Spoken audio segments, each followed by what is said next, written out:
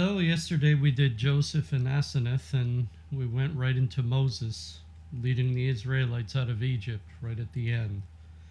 Today, it's the Ark of the Covenant, which is the final reading of the Old Testament we have from Anne Catherine Emmerich's visions. So, subtext, the Ark of the Covenant.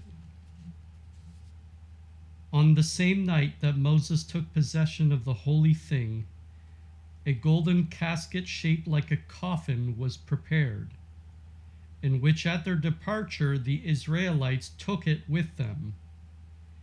It must have been large enough for a man to rest in it, for it was to become a church, a body.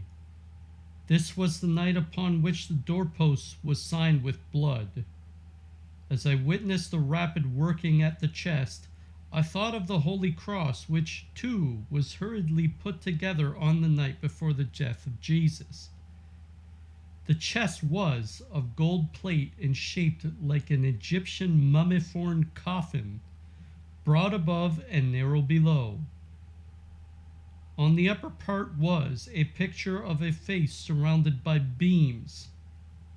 On the sides were marked the length of the arms and the position of the ribs.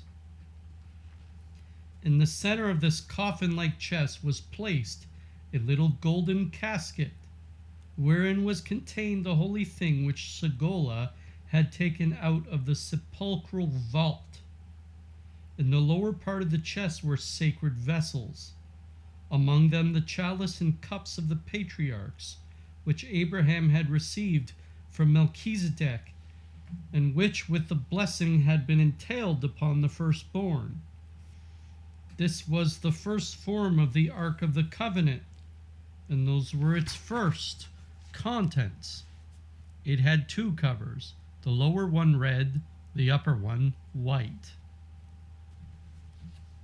Only afterward on Mount Sinai was made the chest inlaid with gold inside and outside, and in it the golden mummiform coffin with the holy thing was placed. The coffin did not fill the chest. It reached only about halfway up the chest, and it was not so long, for at the head and foot there was still room for two small compartments in which were placed the relics of Jacob's and Joseph's family, and later on the rod of Aaron. When the Ark of the Covenant was placed in the temple upon Zion, its interior had undergone a change. The golden mummiform coffin had been removed, and in its place was a little mass of whitish substance shaped like a coffin. Even when a child, I often saw the Ark of the Covenant. I saw it inside and outside. I knew of all that was put into it from time to time. All the precious holy things that the Israelites preserved were kept in it, but it could not have been heavy, since it was easily carried. The chest was longer than broad, its height being equal to its width. It had below a projecting ledge. The top was wrought skillfully in gold, for about 2 feet in breadth. Flowers, scrolls, faces, suns, and stars, all in different colors.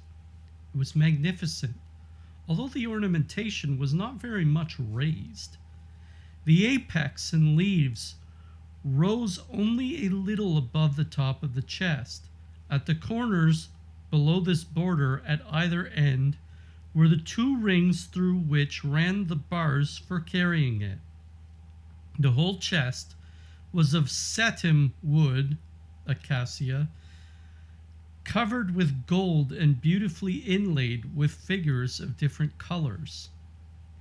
In the middle of the ark was a small but unnoticeable door by which the high priest, when alone in the most holy, could take out the holy thing for blessing or for prophesying. It opened in 2 parts toward the interior right and left, and was large enough to admit of the high priest reaching in easily.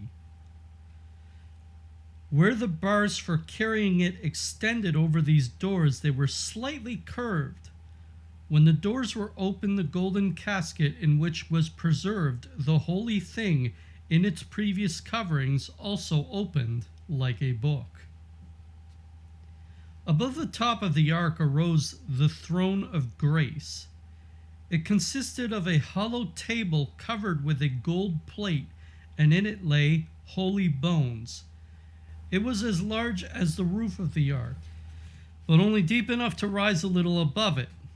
It was fastened to the ark by 8 setim wood screws, 4 at either end.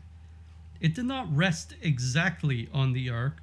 There was a space enough between them to afford a sight from side to side. The heads of the screws were of gold and shaped like fruit. The 4 outer ones fastened the table to the 4 corners of the ark. The 4 inner ones ran into the interior. Each end of the throne of grace was concave, and in each cavity was securely fastened a golden cherub about the size of a boy. In the center of the throne was a round opening by which a tube ran through the roof of the ark. One could see it in the space between the roof and the hollow table. This basket-shaped opening was surrounded by a golden crown. 4 transverse pieces fastened the crown to the rod, which from the holy thing in the ark arose through the tube and the crown, and, like the petals of a flower, spread out into 7 points. The right hand of one of the cherubs and the left of the other clasped the rod, while their outspread wings, right of the one and left of the other, met behind it. The 2 other wings, only slightly expanded, did not meet, but left the sight of the crown from the front of the ark free. Under these wings, the cherubs extended their arms with warming hands. 1 knee only on each cherub touched the ark. The other limb was in a hovering attitude. The cherubs turned their faces a little to one side with a slightly agitated expression, as if they felt a holy awe before the radiant crown. They were clothed around the middle portions of the body only. On long journeys they were removed and carried separately. I saw on the petal-like points of the rod flames burning, which had been enkindled by the priests. The substance used for these lights was brown. I think it was a sacred resin. They kept it in boxes. But I have often seen great streams of light shooting up out of the crown and similar streams descending from heaven into it. Also oblique currents breaking out of it in fine rays. These last signified the route by which people should journey. On the lower end of the rod inside the ark were hooks from which hung the 2 tables of the law, and below them the holy thing. Below the latter, though not resting on the floor of the ark, was a ribbed vessel of gold containing manna. When I looked sidewise into the ark, I could not see the altar nor the holy thing. I always regarded the Ark of the Covenant as a church, the holy thing as the altar with the most blessed sacrament, and the vessel of manna as the lamp before the altar. When I entered the church in my childhood, I used to associate its different parts with the corresponding parts of the Ark of the Covenant. The mystery, the holy thing of the ark, was to me what a blessed sacrament is to us, only not so full of grace, although it was something full of strength and reality. It made upon me a more obscure, a more awe-inspiring impression, but still one very sacred and full of mystery. It always seemed to me that all in the Ark of the Covenant was holy, that all of our salvation was in it, as if it was rolled up in a ball, as if in a germ. The holy thing of the ark was more mysterious than the most blessed sacrament. The former seemed to be the germ of the latter the fulfillment of the former. I cannot express it. The holy thing of the ark was a mystery as hidden as is Jesus in the most holy sacrament to us. I felt that only a few of the high priests knew what it was, that only the pious among them knew it by divine enlightenment and made use of it. To many it was unknown, and they profited not by it. Just as with us, so many graces and wonders of the church pass unheeded. They are lost as all salvation would be were it founded on human will and intellect instead of upon a rock. I could weep over the sad state, the blindness of the Jews. They once possessed all in the germ, but the fruit they would not recognize. First they had the mystery, the holy thing. It was the pledge, the promise. Then came the law, and afterward the grace. When I saw the Lord teaching in Secher, the people questioned him as to what had become of the holy thing of the Ark of the Covenant. He answered them that humankind had already received a great deal of it, that it was even then among them. The fact of their no longer possessing it as they once did was a proof that the Messiah was born. I saw the mystery, the holy thing, in a form, in a kind of veil, as a substance, as an essence, as strength. It was bread and wine, flesh and blood. It was the germ of the blessing before the fall. It was the sacramental presence of that holy propagation of man before he fell. It was preserved to man by religion. It was possible for it to be ever more and more realized in subsequent generations by a continuous purification through piety, which purification was perfected in Mary, thus rendering her fit to receive through the Holy Spirit the long-awaited Messiah. Noah, in planting the vineyard, had made the preparation, but here in the holy thing were contained already the reconciliation and protection. Abraham had received it in that blessing which I saw bestowed upon him as something tangible, as a substance. It was a mystery entrusted to one family, therefore the great prerogative of the firstborn. Before the departure from Egypt, Moses took possession of the holy thing. As before this it had been a religious mystery of one family, so now it became the mystery of the whole nation. It was placed in the Ark of the Covenant as the most holy sacrament in the tabernacle as in the monstrance. When the children of Israel worshipped the golden calf and fell into gross errors, Moses doubted the power of the holy thing. For this he was punished by not being allowed to enter into the promised land. When the ark fell into the hands of the enemy, the holy thing, the bond of union among the Israelites, was removed by the high priest, as was always done when danger threatened. As yet was the ark still so sacred that the enemy, under the pressure of God's chastising anger, were forced to restore it. Few comprehended the holy thing or the influence it exerted. It also happened that one man by his sins could interrupt the stream of grace, could break the direct genealogical line that was to end in the Savior, or rather in that pure vessel that was to receive him from God. In this way the redemption of the human race was long delayed. But penance could again restore continuity to that line.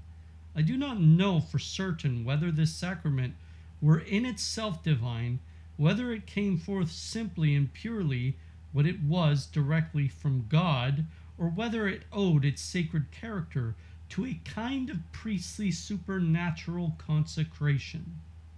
I think, however, that the first proposition is the true one, for I know for certain that priests often opposed its action and thus retarded redemption. But they were heavily punished for it, yes, oftentimes even with death itself.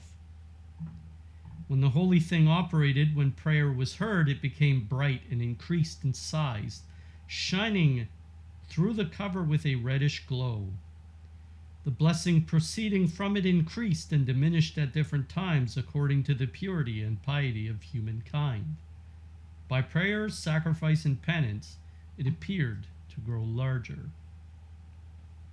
I saw Moses expose it before the people only twice, at the passage through the Red Sea and at the worshipping of the golden calf, but even then it was covered. It was removed from the golden casket and veiled as the Blessed Sacrament is on a Good Friday. Like it was carried before the breast and raised up for a blessing or a malediction, as if exerting its influence even at a distance. By it Moses restrained many of the Israelites from idolatry and saved them from death. I often saw the high priest making use of it when he was alone in the Holy of Holies. He turned it in a certain direction, as if to strengthen, to protect, to shield, and sometimes to shower a blessing, to grant a petition, sometimes even to punish. He never touched it with uncovered hands. The holy thing was also plunged by him into water. This he did with a religious intention, and the water was given as a sacred draught. Deborah, the prophetess, Anna, the mother of Samuel in Shiloh, and Emmerich, the mother of Saint Anne, drank of this water.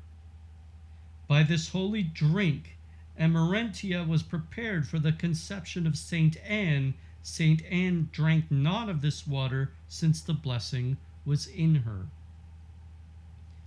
Joachim, through an angel, received the holy thing out of the Ark of the Covenant, and Mary was conceived under the golden gate of the temple.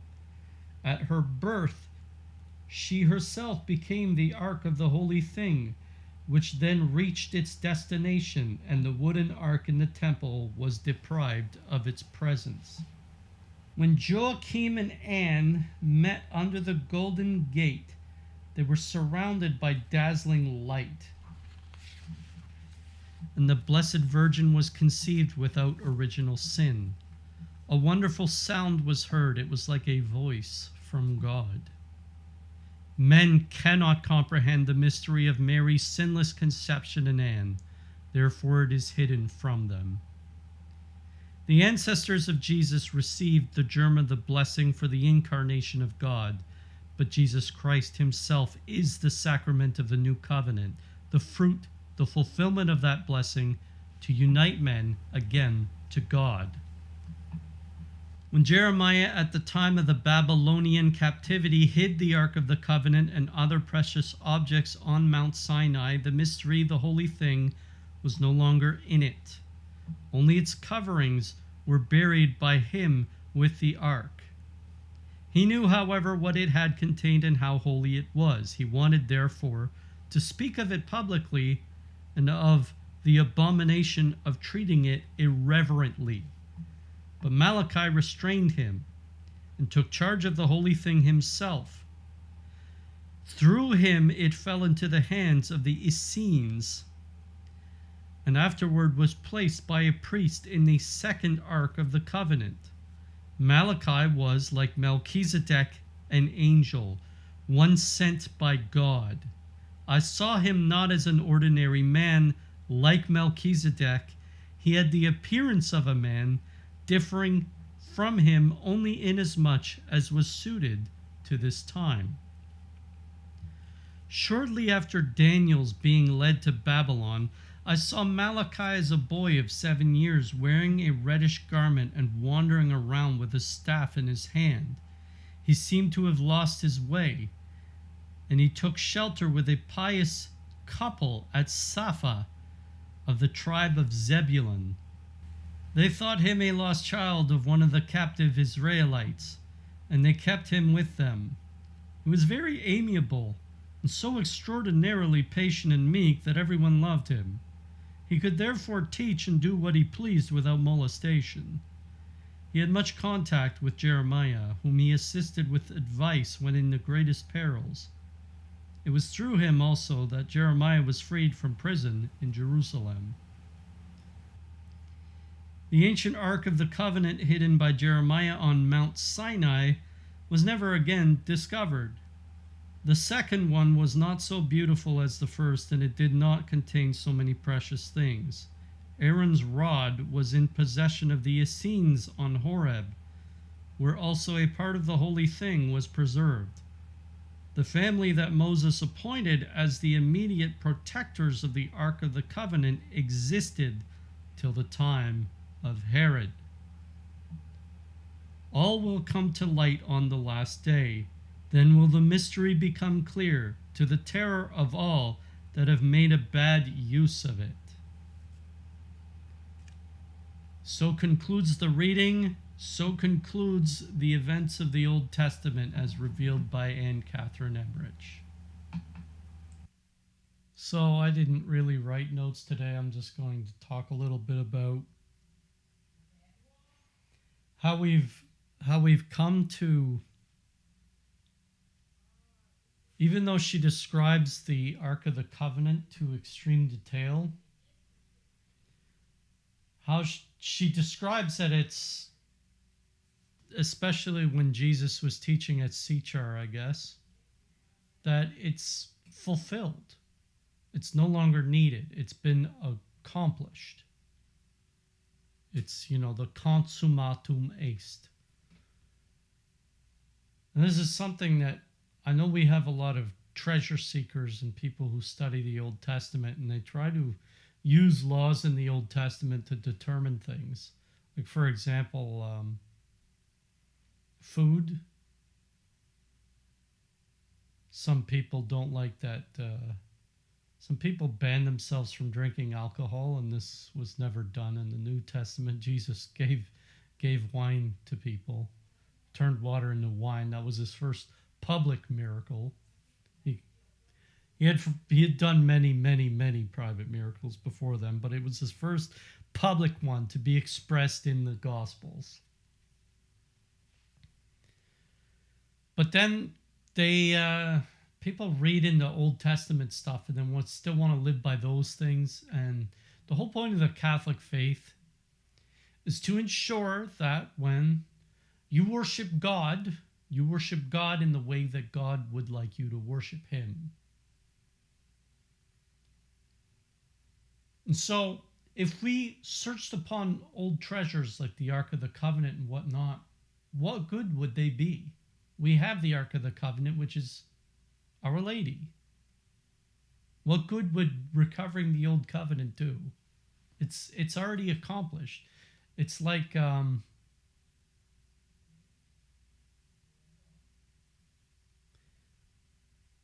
be like reading a book you've already read. Then you have to go find the lost book, but you've already read it. What good would reading it again do you? The law that Moses had written down, the commandments, we have them all written down. And now the church holds these things sacred. The catechesis is built into the Catholic Church. That is the catechesis of the Ten Commandments and all the other things in addition to it. Christ said, if you love me, keep my commandments. Well, the commandment is go ensure that you are not cut off from the heart of the faith, which is the Vatican, the blood that flows out from the heart into all of its members, the parishes. So we're living in a heavy time now. We're living in a quasi-captivity, quasi-Babylonian captivity, because since the early 1800s, the onslaught of secularism, modernism, atheism, the quote-unquote Enlightenment, communism, these are all the children of the false prophet, which is secularism. And those are like the false prophets that Jeremiah contended with in his book, the book of Jeremiah, where Jeremiah was thrown into prison because King Zedekiah didn't like his message. His message was, well, surrender to Babylon. We've sinned too much. God demands that we be chastised, that we pay penance. King Zedekiah didn't like that message. And false prophets were whispering to King Zedekiah, no, everything's okay. Everything's good. Oh, well, wait a minute. Now, think of our time, okay? Think of Vatican post-1958, after the Vatican II Council. And it's kind of like Revelation 12 happened between 1951 and 2000, whereas Revelation 13 is now 2001 to 2050. 2000 to 2001, 1950 to 2001, or 2000, we have this. It's like a battle went on in heaven. The Second Vatican Council took place. The serpent was cast down by Saint Michael, and Saint Michael appeared to the girls at Garabandal, by the way. But then the devil's now chasing the woman through the wilderness. Well, what does that mean? What does it mean that the woman was given the wings of a great eagle, and now she's being chased through the wilderness? And the devil tries to vomit out many untruths to drown out the woman, but the woman is kept preserved. Keep this in mind. That woman is the orthodoxy. In this particular context, it is the orthodoxy. We're given all of these lies in the modern world. Chief among them is like the cultural relativism, the idea that all religions are equal or that they all lead to God. No, this is definitely not true. I can say that with utter assurance. This is definitely not true. Because the devil wants you to worship the whore. What is the whore? The woman who has multiple men, who courts multiple gods. Whereas the devoted version, our Blessed Lady, is devoted only to one God. The Trinitarian one. And so this is like the times of Jeremiah. He's arguing with the false prophets. He's a true prophet. No, we're in captivity right now. We have to do penance. Meanwhile, the Vatican doesn't want to hear anything about penance. Nothing about penance. Everything coming out of the Vatican is about climate change and feeding the poor. What about penance? There's nothing mentioned. It's not been fulfilled. Modernism has not fulfilled these times yet. We're in Babylon. We're in the times of Tobit and the prophet Daniel, and I think it's Ezra who had to rebuild the city after the exile. We're in those times. We're not even at Ezra. We're in the captivity. And that captivity is going to get worse. We're going to face there's going to be a massive persecution. And I'm guessing the years between 2029 and 2033. There's going to be a massive persecution of the faith. So keep this in mind. So the ark of our time is the Blessed Virgin, Our Lady. You know why? Because she represents utter devotion to the Trinitarian God. She is the catechesis. She is that thing to be preserved. She is the Ark of the Covenant. She is that box in which holds all of the law. That's why we have a devotion to her. She is our Noah's Ark. She will save us from the inundations of the world, from the inundations of the ancient serpent trying to flood her out of the wilderness. Now we have the beasts coming out of the sea. And we can either fight them with the sword and lose, or we can accept captivity until our penance is paid. And we live in a time where, yes, we're surrounded by marvel, but we have to do penance. So we have to understand that in this time, we're just short of the coming, the second coming of Jesus. We're just short of it. But we're going to have to be like those bridesmaids who fill our lamps with oil. That is, we live a life of prayer and penance. We cannot fall asleep. So be vigilant, be watchful, for the time is nigh. Anyways, Ave Maria. When I do this next, we will be starting Mary.